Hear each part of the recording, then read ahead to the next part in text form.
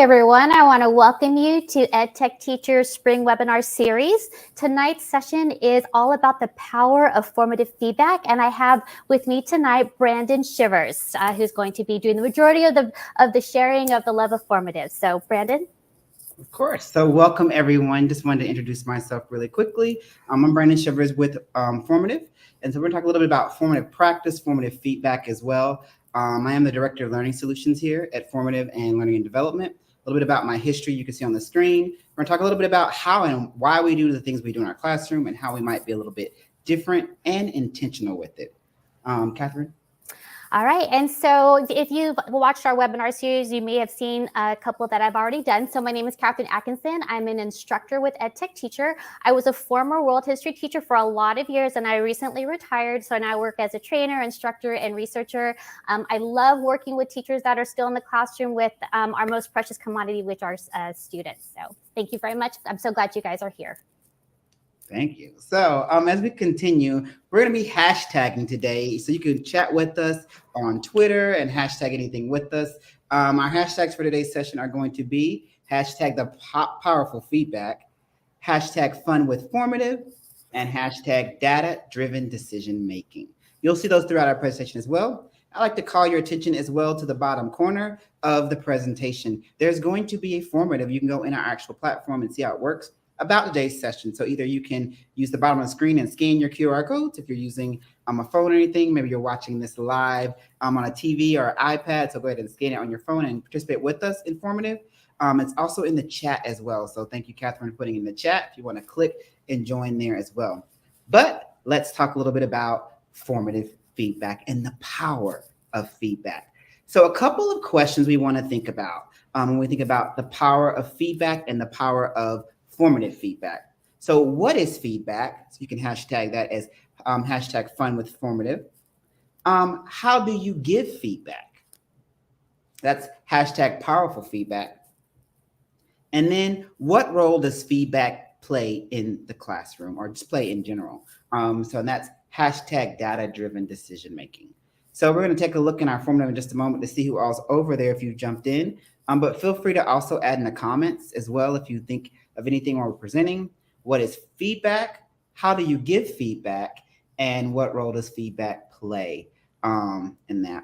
So before we jump in, I see a couple people here today. Catherine, do you have any ideas on any of this about feedback? How do you give feedback? What role it plays before I jump into anything? Well, thank you, Brandon. Actually, I think feedback for students, it's so critical because, they're doing all this work and they do want the praise from you. But I think students also want to know, well, how can they do better? Right? How can they, improve or hit their learning targets? And me being a fan of Formative, I can say that, the tools within the instructional platform itself, it does allow teachers to be able to give students that important bit of praise and then also, the next step on what they can do better in the future. So, yeah. Thank you for sharing that. We're going to talk a lot about that feedback component and what it could look like, because we are probably the best at giving feedback, but we have to be intentional with it. Either we're giving too much or not enough, but we kind of know what feedback is. Let's talk about our goals really quickly. So we're going to have some checks for understanding throughout our learning episode today. And then we're going to talk about how do you provide effective, actionable feedback, right? We don't normally go back to that good job, great work. We want to talk a little bit more about what is feedback and how do you put action to that feedback? So direction as well. So what is the purpose of formative assessments? What role does feedback play in your lesson planning and your daily instruction? Feel free to chime in. I see a couple people in the audience as well. So feel free to just chat at us. Tell us a little bit about what you think about our formative feedback. What brings to me mind the first part is when I started teaching about over 20 years ago. But when I think about some of the things in the classroom and I thought about formative feedback and what that could be at the time, it used to be that fist of 5. I don't know if you remember that, but we'd say like, how do you feel? Is it a 1, 2, 3, 4, or 5 about the lesson? And so that's one way to kind of take a temperature check and gauge for understanding. But when we really think about what's happening in the classroom and what purpose formative assessments play, they drive our instruction, hopefully, right? And so when we think about driving instruction, we think about the lesson planning process, hopefully, as well. And that's hopefully where your intention comes in. I remember saying, how do you feel? I do care about your feelings, right? I care about how you feel. I also want to care about what you don't know and how we can get to the objectives that either the state, the district, or myself as the teacher have put in front of you. And that's where the action takes place, right? Providing feedback other than good job. Let's think about this again, more that targeted, maybe even standards based feedback. That may sound like a mountain to climb, folks. I realize I'm saying a lot to you right now. However, if we think about digestible chunks and what it could look like, we want to think about keeping it strategic. So if we keep it simple and we keep it strategic, we have to think about what is strategic, what is the strategy, thinking about how and why we do the things we do. We notice that data kind of rules everything around us in a classroom setting. If we're not doing things that are data focused, then what are we doing in the classroom, right? We're doing things that we just think might work. And so it is that idea that we keep things simple and strategic, really looking at the data to drive our instruction. I can recall being in the classroom as well, and we used to do what was called the word of the day. And so I would teach the word of the day every single day, help with vocabulary and language acquisition, right? And so I may say, like, who knows what the word killjoy means? And so that was the word from Monday. Today is what, Wednesday. And so we're going around trying to figure out, and the first one has it wrong. I ask another person has their hand up, they don't have it correct. I ask a third person, they don't have it correct. So back then, I would stop everything, hold the press, and now I have to teach the whole word killjoy again, not realizing that 17 students in that room knew what the word was, did not feel like raising their hand, did not feel like speaking out, but they actually knew. But the three I called on did not know. So it might have been simple for me in the moment, but it was not strategic in the moment. And so, really thinking about that process, if we keep it simple and we keep it strategic, we're able to drive results, hopefully. Catherine, what are your thoughts on any of this? I absolutely agree, Brandon. I mean, it's before technology, it was really hard to know what the students actually knew in the moment because you didn't have time to call on, all 30. I had 36 in my class at a time. So, just like you, if you only sampled a few students, you might make an error in thinking that, all the students either, misunderstood or maybe they all understood, right? When it was really just a few you selected. So with me, for me, bringing technology into the classroom actually allowed me to see what all of my students, were thinking at that moment. And then that would drive my instruction. Do I go back and reteach or can I move forward? Do I do small groups? So, and that's the whole part about being strategic, but being able to find tools that made it simple for me to be able to provide that feedback and also collect it or collect the knowledge from the students. Oh, wow. Thank you for that. I also see like a couple people are in the formative as well. So keep using that formative and driving your instruction while we tag along with us. You can scan the QR code once again, hop in and provide us feedback as well. But as we think about that, Catherine, we also think about this idea about how do you do it? So when we think about what's happening with the effective feedback cycle, right? It is a cycle that continuously works. So when we think about it, is it timely? Are students receiving the feedback and the instruction they need in a timely manner? I really want to speak on this for just a moment because I think this is very important because we have to dictate what timely means, right? So if I go back to some of my experiences, there's often a time when I really thought I want to get them the work back as soon as possible. So I might overextend my timeliness to them to say, I can have this back to you tomorrow. So now that has went out, that has been said, and in a classroom setting, I now have to live up to that promise. Because if I don't, I've lost trust. But if they don't need it back immediately, I could delay the feedback. I could make it digestible for myself and for them. Often we really think it has to happen in that moment. It doesn't always have to be in the very moment. It could be when they're ready to receive and actionalize that actual feedback you gave them. Then we think about, is it specific, right?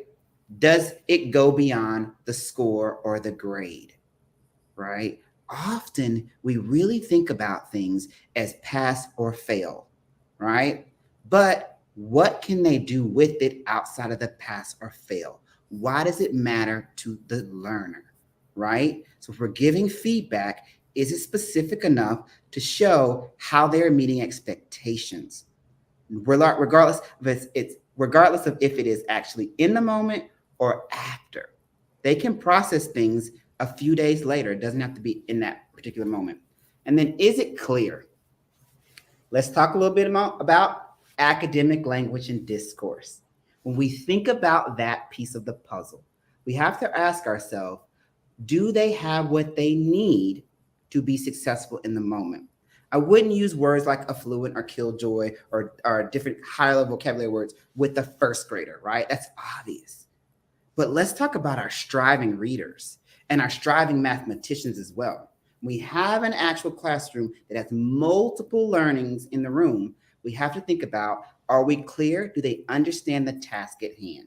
So is the feedback also at their level? So no longer are we giving great job, good work, needs more improvement. We're giving targeted feedback. I used to call it prescriptions. And so when I taught writing, we'd write out an actual prescription. We tell them what happens here. If you change this paragraph, I want you to do it this way. Because I know where you are and what you can be, versus everyone has the right to a 6, a level 6. That's great in theory, but is everyone in that room going to write to a 6? Is everyone going to write to a 10? So how do I give them feedback that is timely, specific, clear, and then is it refined? Allow room to make adjustments, to really give them the things they need, but also make the formative powerful. Make it so that they can improve on their performance. So I see Jameson, I see Mike, I see you all in the formative as well. Feel free to chat at us as well. But really thinking about which of these components are challenges you the most, and which of them are you the most comfortable with? Catherine, do you have any ideas on that? Okay, well, I think the first one is something that I struggled with a lot because teaching at the secondary level, I had 180 kids that would walk through my door every day. And so to be able to give things back in a timely manner, you want to talk about overload or being overworked, because when you're collecting essays, because my students did write, even as they wrote the 5-paragraph essays and they did the big reports. And so that was something I struggled with because like you mentioned, when you tell the kids I'm going to have something done, you want to make sure that you're not losing trust with them because you said I'll have this back to you by tomorrow or by Friday. So that's one particular challenge that I really struggled with, which is why I think the whole formative versus summative, like going the formative route is actually the smarter way to go, because by the time it gets to the summative, it should be a pretty polished product. So yeah, that was my biggest challenge.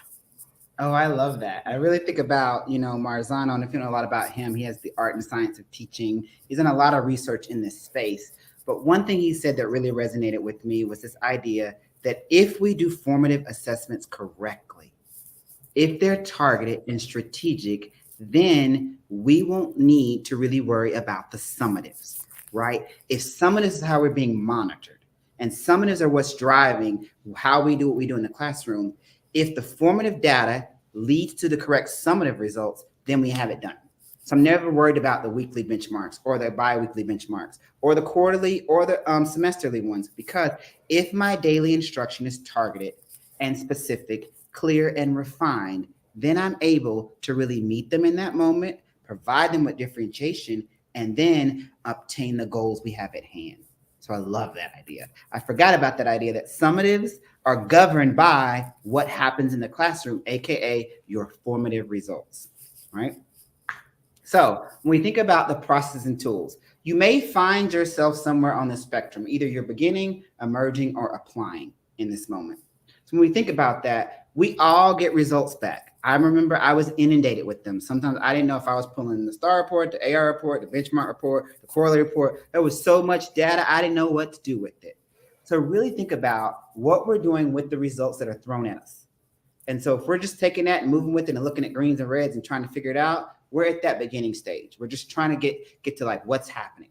But if we really think about the differentiation, the tracks I could put them on, the stations, the rotations. I know that might not be the best word in education right now, but really that blended learning, thinking about how am I going to differentiate this throughout the process? That's our emerging piece because now we're monitoring instruction and we're seeing the growth, that green report, that growth and gains is starting to happen. When I get to apply, I'm being what? Strategic. Because I know one size does not fit all. I have to be intentional with my instructional pacing and I have to plan.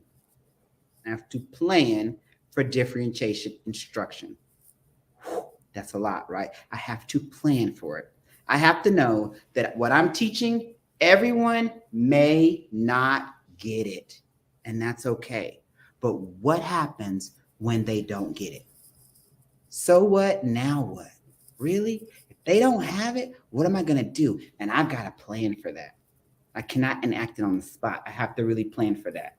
And they're starting to meet expectations. So now they have gone past growth and now they're meeting our expectations. The biggest component of this is the developing and the refined approach. Now you see a different approach of this. Everything we did before, not wrong, not bad.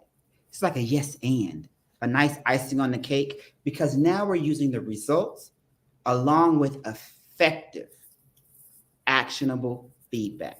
You're talking to me in my moment when I don't understand. You're talking to the kid down the hall. You're talking to a learner or a group of learners who really have that actionable approach where they're able to really think through how they can immediately be adjusted and paced. And that I planned for. I knew that not everyone was going to understand these sounds. Not everyone was going to meet this benchmark on the math. Not everyone was going to meet this benchmark on the writing. The way we got to all those sixes is through the feedback cycle. Because like Catherine said, we work on this five paragraph essay. However, if I'm not prescribing them what to put in their 5-paragraph essay and telling everybody you need a beginning, middle, and an end, 3 paragraphs in the middle, have at it, y'all. That's a one-size-fits-all model versus where's the anecdote at? I know you're good telling stories. So add it here in paragraph 3. Where's your research at? What can you point me to in your nonfiction package? You really good at this component? Add it here. How do you close off the sentence? Like you're strong in class, change your dialogue, add it here. We know the learners in the room and they know us. So if we can refine it and really do it, they're going to surpass expectations of the state, the district, and probably even you in the classroom because they understand the how and the why on the data-driven decisions that are being made. Often they see a number or they see things and it doesn't even make sense. We learned that last week. We taught that. Why are we doing this again? If I can't answer those questions, I'm not doing them a lot of justice, right? You want to know the how and why. When things happen to you, they do as well. They want to know that data dictates decisions. When they're not in a room, someone is making decisions based off of their data. And so my job is to provide them with feedback so the decisions paint the clearest picture for that learner in that moment. Catherine, any thoughts on this? Yes, I do. So what I also found as another powerful form of feedback is one that comes through the peers. So even though, you can, like as a teacher using technology, you can see where all of your kids are.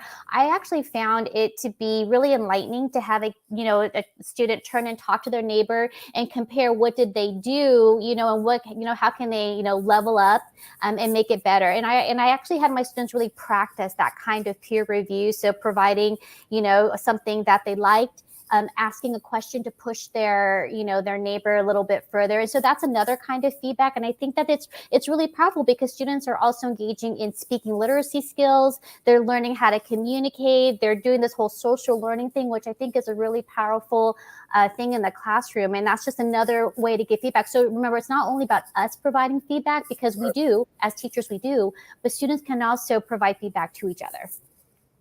I love it. When we think about any of the Google Forms or Google things we did during the lockdown for myself, they were able to comment in that as well and provide that feedback and look at essays, look at different things and provide that highlighted feedback. So I love that idea as well, because it's not just up to us, it's up to the team.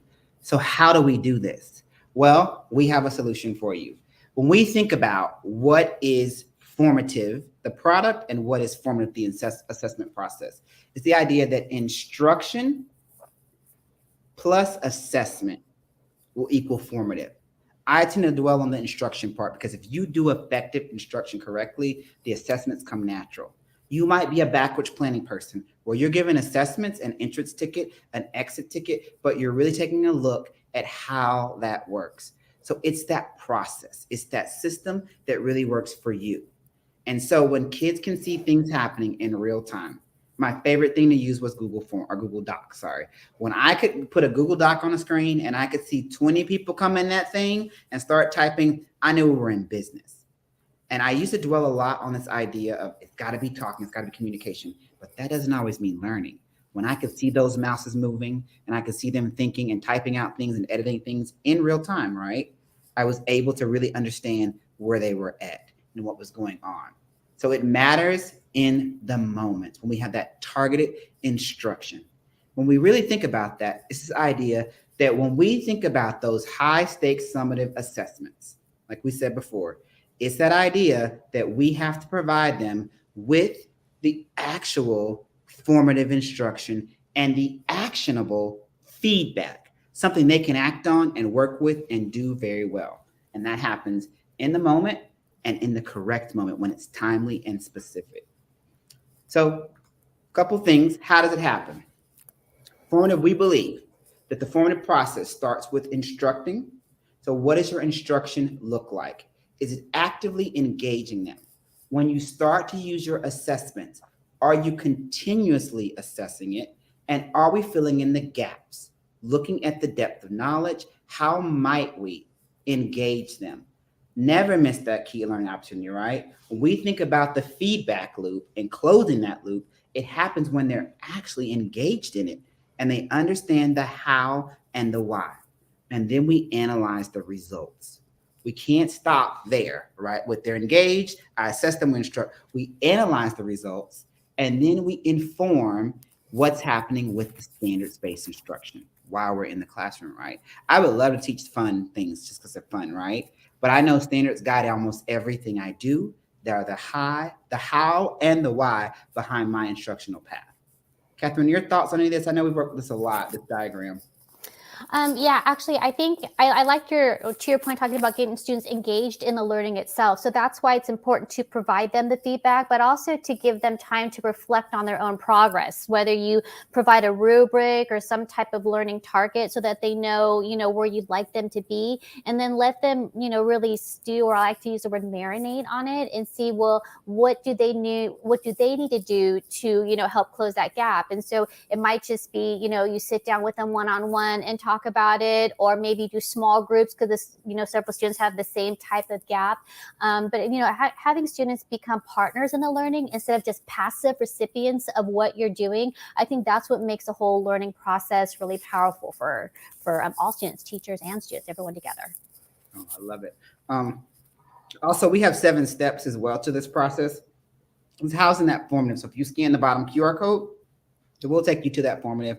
Catherine, if you put it back in the chat, we had some more people join in as well. Sure. If you want to join that formative, you do have a takeaway with you on it, and it will go in depth about the 7 things we believe when we talk about reactive to proactive feedback.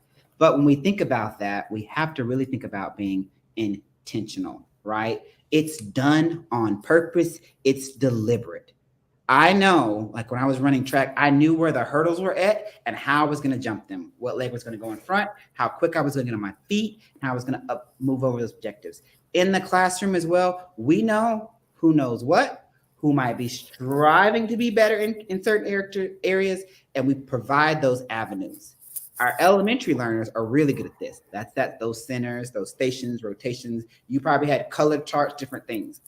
But my secondary learners as well, our instructors, let's also remember some of the strategies from elementary school are still good and still work effectively in middle and high school. They love a reward. They love a sticker too, right? But they also need a path for success to be intentional as well. So when we think about it, in our platform, when you start giving feedback, you have options to give feedback. You can do it with the file. So I could have uploaded something and give it right back to you and say, here's your infographic. Let's target that instruction and let's move this way. I could also do it with the video. I can screen record myself. I can screen record the screen, send it to them, less clicks. They could do the same to me. Have my math, because I don't also, when I taught, this was not even a thing. So I had to teach them the carrot, meant to the power of. Now I have my math right there on the screen. I can use it. Any images, emojis as well, and there might be some embed things. So if you like something that you've used before, get the embed code, drop it in there, and push it out. That way they can go and look at whatever you have from before. Because with a platform like Formative, you don't lose it in the divorce. You get to bring it over and really work with it. And so the final thing would be that audio. If they want to hear from me and I want to explain something, maybe it's in another language, right? I'm meeting them in their moment to provide that instruction and that feedback to them so they know what to do. Now, some of y'all at home and on the webinar are thinking like, how you do this? Like, that's great in theory, right? I can remember second year teaching, first year teaching. I'm not doing that. That sounds like a lot, Brandon. But I have to make it digestible, right? So I have the option to either give it back instant. So if I'm looking at my chart right now and I see the people in the actual formative, and I can say to them, okay, everybody has this, not the 3, it's all 20 at this point. Then I can do it that way. I can just put it out there instantly and say, we're going to pause and let's have this lesson live for us. Or I could delay it. I could take home this work like I normally do, right? Think about that cart you were traveling with or all those papers that you were looking at. Look at it in a grid and be able to provide strategic, what was that again? Strategic feedback that's actionable to them in their moment.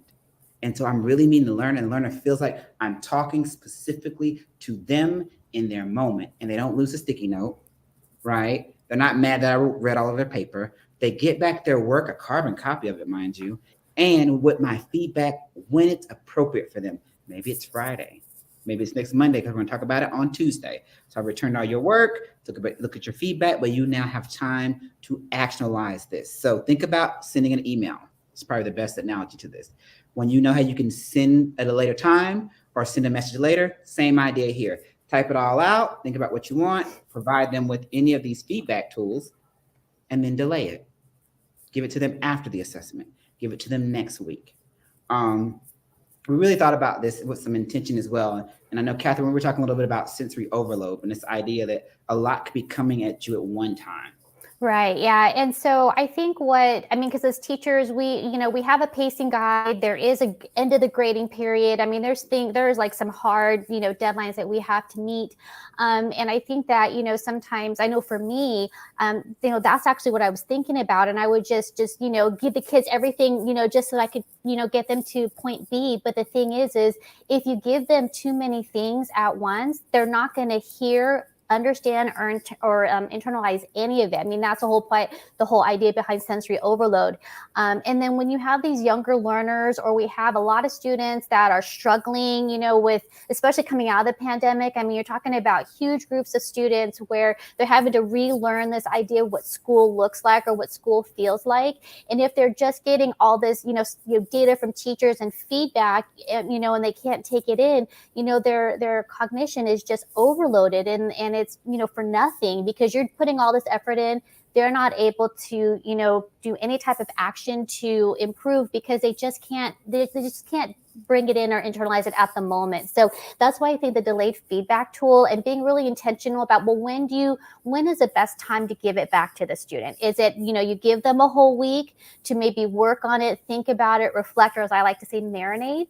And then give it to them when they're ready to actually internalize it and then, revise it. Because I know with the formative platform, students can go back and revise their work or their answers if you allow that in the platform itself. So, and, kids need practice. They need time themselves. I mean, maybe they had a bad day. Maybe something happened at home. That delayed feedback could just be the key to keep that kid hooked, because they're like, okay, I can breathe.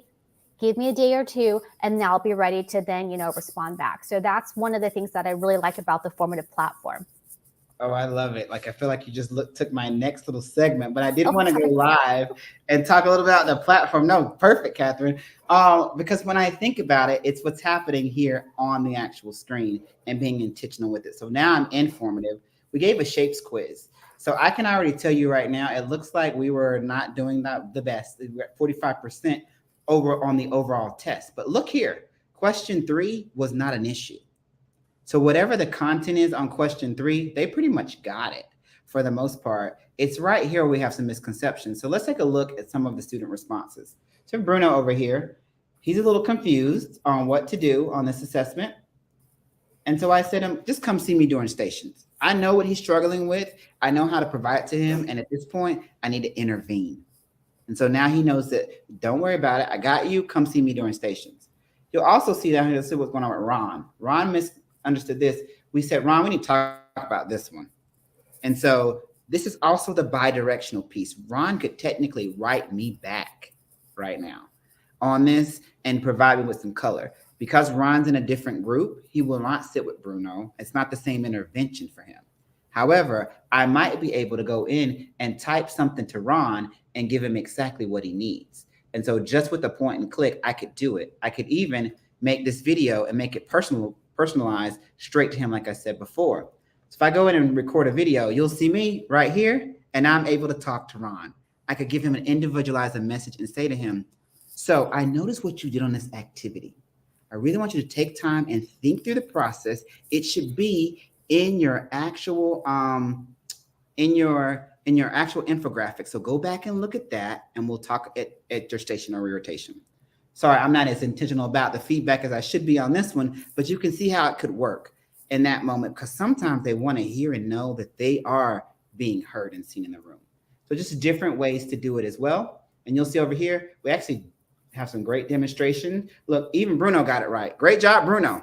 So everyone needs to have that in that moment, because there are things we don't want to talk about, but we need to talk about them, right?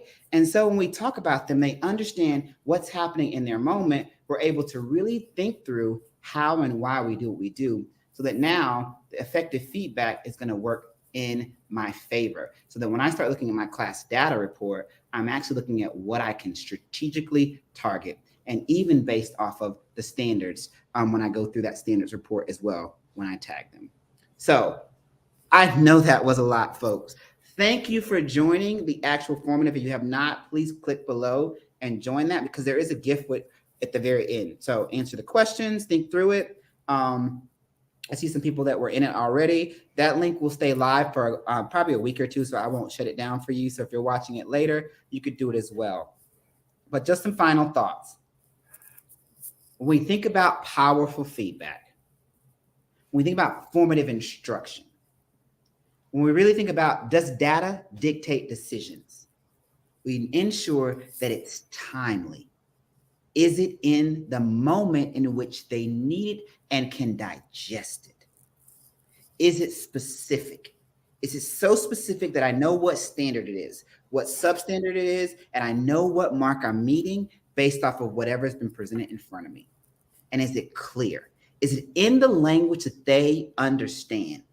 And finally, is there room that it's refinable, that I can change it? Because I know not one size fits all. It's got to meet my learner where they're at, and hopefully drive the instruction, drive the engagement, and hopefully drive the results, so that they can showcase what I know that they know, because I taught it with fidelity. I also provide them with feedback, saw them make the growths and gains, and now I did it all in one digestible chunk, and I met them there. So really think about what effective feedback could look like. And if you have not tried out Formative, give it a try. You can sign up for a free license as well and try it in your classroom. Tell us about it. Tell us what you thought, what you think, because we are a For Teachers by Teachers company. That means if you've got something you want to share and it's making your life harder, let us give a chance to make it easier for you. Catherine, anything you want to say before we wrap up? Actually, I just wanted to just tell those of you that are watching right now, I mean, Brandon has provided some wonderful insight on just how formative assessment can be a powerful tool in your classroom, but also displaying some of the features of the formative instructional platform that you can use with your students. I mean, I've used it, I've done multiple trainings on it, and it really is a tool that can make your life easier, but can also really provide your students with the step-by-step, scaffolds that they need to really meet those learning targets that that you have for them or that you co-created with them. So as he said, if you sign up for a free license, you'll get to see what the formative platform is all about, because what it is we just really want to help our students grow, and we can't help them, move along that target if we don't know where they are at that point in time. And you can see my live dashboard on the screen. So if anybody else wants to jump in, feel free to make up names, but you do have a little gift at the very end of it. I'll show you in my edit mode at the very end. If you would like a copy of our Reactive to Proactive book, it's right here for free inside the Formative. But with that being said, I'm gonna wrap up and thank you all, because guess what? Our suggestion is unto you is not to go. But if and when you do, we hope you learned something. But most importantly, leave happy. It's been a pleasure co-presenting with Catherine, from EdTech Teacher, and I hope to see you all soon. Check us out. Let us know about the power of feedback. Thank you, John. I see John just said he just signed up, and we will rewatch the recording. The rest of y'all sign up as well, and let me know. My name is Brandon Shivers. It's been great. At us or also email us. Catherine? All right. Yeah. Once again, I want to reiterate, we're so thankful that you're here watching the webinar, or even if you're watching it later, thank you for taking time out of your day to learn a little bit about formative assessments and the formative instructional platform. If you do have any questions for Brandon at Formative, please feel free to reach out to him. If you have any questions about EdTech Teacher and the trainings and other customized, workshops that we can offer for you, please feel free to reach out to me, and then I can put you in touch with whoever you need to speak with to get the service that you'd like us to provide for you. So we are going to stay on for just a few more minutes. So if you have any questions, please feel free to put it in the comments in YouTube, or you can put it within the Formative for those of you that are still in with us. So we'll stay for, just about a minute or so to see if any of those questions or comments are going to come in. But once again, I do want to thank you for taking time out of your busy schedules to be with us this evening. And then, Brandon, do they have any questions coming in on your Formative? No, not yet. There's nothing on the Formative yet. But I'll keep monitoring it for the next few. Okay. Oh, you're welcome, Crystal. So glad you were here. All right, Crystal. Thanks for showing up. All right. Okay, well, I don't see any questions coming in the comments from YouTube. And if you don't have any in your Formative, Brandon, I'm going to go ahead and end the broadcast. But thank you all so much for coming. Brandon, any last words? No last words. Y'all take care, and we'll hopefully see you real soon. Absolutely. Bye, everyone.